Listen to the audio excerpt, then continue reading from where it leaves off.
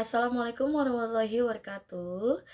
Halo semuanya, selamat pagi. Bagaimana nih kabarnya? Semoga selalu baik dan selalu sehat ya. Sebelumnya, oh iya, perkenalkan dulu ya. Sebelumnya, nama saya Harati Permatasari dengan NIM 210111026 dengan kelas MJ21A SDM. Ya, di sini saya ingin mendeskripsikan jurnal review mengenai Islam dan ilmu pengetahuan pada jurnal LL Dikti 4 mengenai Islam dan pengetahuan. Di sini saya ingin mengumpulkan tugas UAS saya.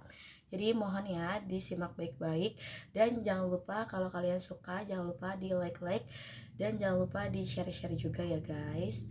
Oh ya, tanpa berlama-lama langsung saja ya. Oke, sebenarnya pada hakikatnya ilmu pengetahuan bertujuan untuk mencari kebenaran ilmiah yang sesuai dengan kaidah-kaidah ilmiah. Dengan ilmu pengetahuan, maka setiap manusia akan bisa mendapatkan sebuah kebenaran melalui proses-proses tertentu, baik dengan melakukan penelitian ilmiah maupun dengan berbagai cara lainnya. Oleh karena itu, Islam memandang bahwa ilmu pengetahuan merupakan bagian dari pelaksanaan kewajiban manusia sebagai makhluk Allah Subhanahu wa taala yang berakal. Islam adalah agama universal yang berlaku sepanjang zaman. Islam bukan hanya terbuka secara terhadap perbaruan yang dilakukan ilmu pengetahuan, tetapi juga mendorong dicapainya kemajuan tersebut. Nah, ada 3 pandangan Islam tentang ilmu. Yang pertama yaitu pandangan Islam tentang ilmu sosial. Ilmu sosial yang demikian yaitu ilmu sosial yang dapat meluruskan gerak langkah yang terjadi saat ini dan juga meredam berbagai kerusuhan sosial dan tindakan kriminal lainnya yang saat ini mewarnai kehidupan. Pemecahan masalah tersebut salah satunya adalah dengan memberikan nuansa keagamaan pada ilmu sosial. Yang kedua yaitu pandangan Islam tentang ilmu sains. Tokoh ilmu Islam yang mempraktikkan ilmu sains yaitu Ibnu Sina. Ilmu kedokteran yang dikembangkan oleh Ibnu Sina berdasarkan pada konsep tentang jiwa manusia yang terdiri pada unsur jasmani dan rohani yang saling berhubungan dan mempengaruhi antara satu dan lainnya. Nah, yang ketiga yaitu pandangan Islam tentang ilmu pendidikan. Pendidikan Islam dapat dimaknai sebagai pendidikan atau pengajaran keagamaan atau keislaman, yaitu al-tarbiyah al-diniyah, ta'lim al-dini, dan ta'lim al-islami. Dalam rangka tarbiyah al-muslimin, mendidik orang-orang Islam, membedakannya dengan pendidikan sekuler non-keagamaan atau non-keislaman.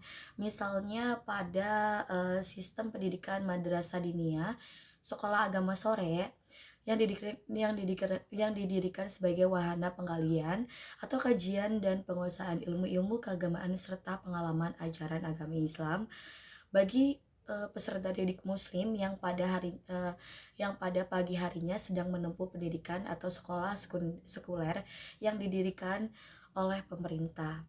Oleh karena itulah, pendidikan dalam perspektif Islam dapat mengandung pengertian pendidikan atau pengajaran keagamaan dan keislaman atau pendidikan pengajaran agama. Nah, di sini saya bisa simpulkan dalam sudut pandang Islam, ilmu dapat diartikan sebagai pengetahuan yang diperoleh berdasarkan ihtijat atau hasil Islam yang ilmu pengetahuan pemikiran mendalam para ulama dan ilmuwan muslimin yang didasarkan Al-Quran dan hadis. Al-Quran dan hadis adalah pedoman hidup manusia dan di dalamnya terdapat ilmu pengetahuan yang universal. Sehingga pada masa keemasannya, umat Islam mampu merubah dunia barat yang pada saat ini mengalami masa kelam. Pada masa keemasan Islam, banyak ilmuwan muslimin yang melakukan riset dan penerjemahan besar-besaran terhadap karya-karya filosofi pada ilmuwan Yunani, sehingga tingkat kemajuan ilmu pengetahuan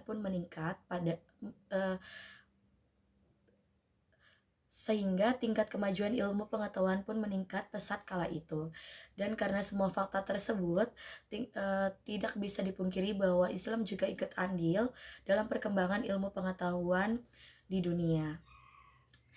Nah, seperti itu teman-teman yang bisa saya jabarkan. Eh, Baik yang sudah menonton nih, terima kasih. Mungkin seperti itu saja yang bisa saya jabarkan. Kurang dan lebihnya mohon maaf jika ada kata-kata yang kurang berkenan dari aku atau masih belum jelas. Nanti kalian boleh cek ke jurnal LL Dikti 4 ya guys ya, tentang Islam dan ilmu pengetahuan. Di situ lengkap dan di situ lebih banyak ya. Di sini saya pamit undur diri. Mohon maaf apabila ada kata-kata yang kurang berkenan dari saya. Wassalamualaikum warahmatullahi wabarakatuh. Bye bye semuanya.